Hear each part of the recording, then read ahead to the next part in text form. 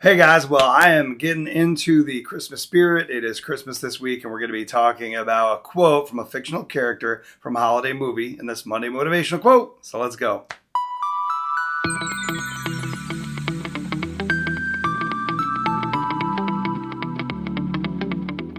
All right, well, I'm here in my ugly Christmas elfin sweater, because it is supposed to make me look like an elf.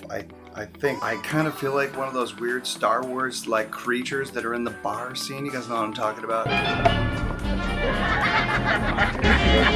It just has that vibe, right? Like, am I an elf or am I a Sith Lord? Well, anyway, what we're going to do is we're going to jump into this Monday motivational quote, and it comes from fictional character Cindy Lou Who, the perpetual optimist, and just that is me. So anyway, this is what she said. She said, no matter how different a who may appear, he will always be welcomed with holiday cheer. The first time I ever wore an ugly sweater out in public, a little tiny bit of me struggled. And I'm like, this is so dumb, because we just need to get over ourselves, right? It really doesn't matter what other people think.